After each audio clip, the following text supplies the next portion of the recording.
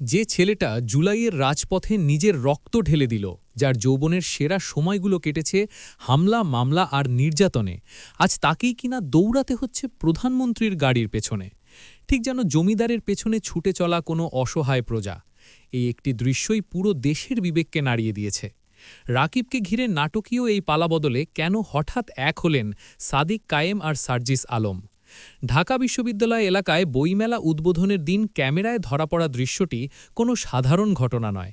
ছাত্রদলের কেন্দ্রীয় সভাপতি রাকিবুল ইসলাম রাকিব, যিনি দিনের পর দিন রাজপথে লড়াই করেছেন, যাকে পড়ার টেবিল ছেড়ে কেবল মামলার হাজিরা আর নির্যাতনের শিকার হতে হয়েছে, তাকেই দেখা গেল একেবারে ব্যক্তিত্বহীনভাবে গাড়ির পেছনে ছুটতে। এই দৃশ্য দেখে তীব্র ক্ষোভে ফেটে পড়েছেন জুলাই আন্দোলনের সহযোদ্ধা সাদিক কায়েম এবং সার্জিস আলম।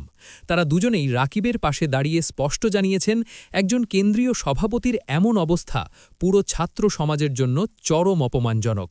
তারা মনে করিয়ে দিয়েছেন, এই রাকিবের সাথে কাঁধে কাঁধ মিলিয়েই একদিন তারা লড়াই করেছিলেন। আন্দোলনের সময় যারা জীবনের সর্বোচ্চ ঝুঁকি নিয়ে রাজপথে ছিলেন, আজ তারা চরমভাবে অবহেলিত।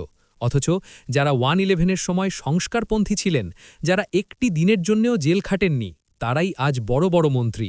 শুধু এবারই নয়, সংসদ ভবনের শপথ অনুষ্ঠানেও রাকিবকে গেটে আটকে অপমান করা হয়েছিল।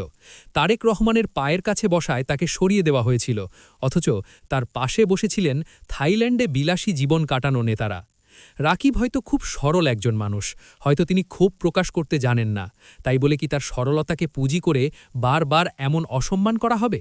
আজ সাদিক আর সার্জিস শুধু রাকিবের পাশেই দাঁড়াননি, তারা আঙুল তুলেছেন সেই মনিবার ভৃত্যের রাজনৈতিক সংস্কৃতির দিকে। আজ দেশবাসীর মনে একটাই প্রশ্ন, যে দল তার রাজপথের সত্যিকারের যোদ্ধাকে ন্যূনতম সম্মানটুকু দিতে পারে না, তাদের ভবিষ্যৎ আসলে কোন পথে?